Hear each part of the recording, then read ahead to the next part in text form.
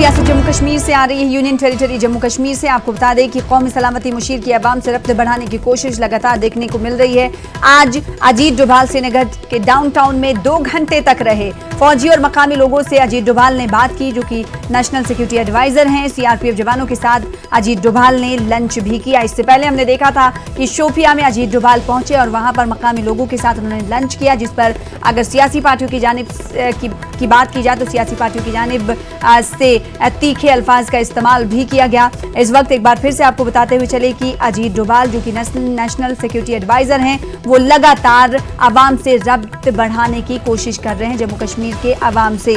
आज अजीत डोभाल श्रीनगर डाउनटाउन में 2 घंटे तक रहे। उन्होंने फौजी और मकामी लोगों से बातचीत की और फिर सीआरपीएफ जवानों के साथ अजीत डोभाल ने लंच किया। इससे पहले शोपियां में भी अजीत डोभाल ने लोगों के साथ, मकामी लोगों के साथ बातचीत की थी और उनके साथ लंच किया था। तो कौमी सलामती मुशीर लगातार वादी के अवाम से रब्त बढ़ाने की कोशिश कर रहे हैं। अजीत डोभाल आज श्रीनगर के डाउनटाउन में पहुंचे और वहां पर पहुंचकर 2 घंटे तक कयाम किया।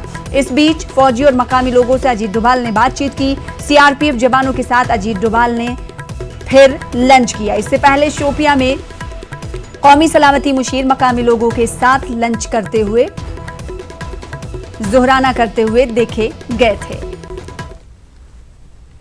जम्मू कश्मीर से खबर आपको दे रहे थे। इस हवाले से तफसील हम आपको बता रहे थे कि लगातार कौमी सलामती मुशीर अवाम से रब्त बनाने की कोशिश कर रहे हैं, तो वहीं साथ ही साथ सीआरपीएफ जवानों के साथ वो लंच करते आज देखे गए श्रीनगर के डाउनटाउन इलाके में। फिलहाल आगे बढ़ेंगे। बीजेपी लीडर शहनवाज हुसैन ने वजीर आजम के खिताब पर रद्द-ए-अमल जाहिर करते हुए कहा कि वजीर आजम के खिताब ने वादी की अवाम का दिल जीत लिया है। उन्होंने कहा कि जम्मू कश्मीर की अवाम को अब लगने लगा है कि उनकी फिक्र करने वाला कोई है। शहनवाज हुसैन ने कहा कि वादी में अब टेररिज्म नहीं बल्कि टूरिज्म रहेगा। साथ हैं बीजेपी के राष्ट्रीय प्रवक्ता शहनवाज हुसैन।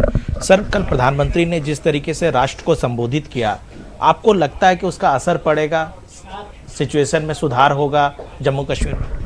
प्रधानमंत्री जी ने जम्मू कश्मीर की आवाम का दिल छू लिया है।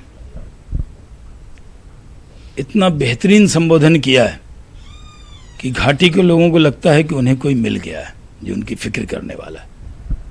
उन्होंने कहा कि पूरे हिंदुस्तान के लोग जम्मू कश्मीर लद्दाख के लोगों की फिक्र करेंगे, इन्वेस्टमेंट आएगा, टूरिज्म का हब बनेगा। जम्मू कश्मीर अब टेररिज्म का हब नहीं है, टूरिज्म का हब बनेगा। स्वास्थ्य के क्षेत्र में, शिक्षा के क्षेत्र में जम्मू कश्मीर के बच्चे बहुत टैलेंटेड हैं, उनको मौका मिलेगा।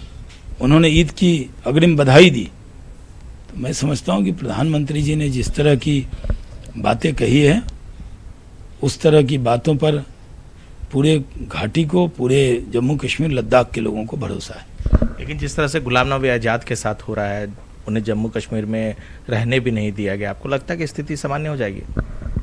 देखिए, इस गुलाम नबी आज़ाद साहब तो सिर्फ उन्हें मालूम है कि वहाँ जाने से पहले ही उन्होंने इस तरह के बयान दे दिए, और वहाँ पर हम शांति स्थापित कर रहे हैं, वहाँ पर अमन स्थापित कर रहे हैं।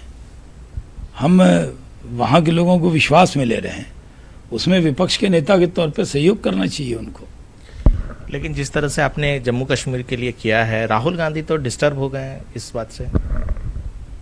नहीं, राहुल गांधी जी डिस्टर्ब क्यों हैं? राहुल गांधी जी को बताना चाहिए कि पूरा देश साथ है। आम आदमी पार्टी, बहुजन समाज पार्टी, यहाँ तक कि हमारी सहयोगी जदयू ने भी ये 370 खत्म किए जाने का समर्थन किया है।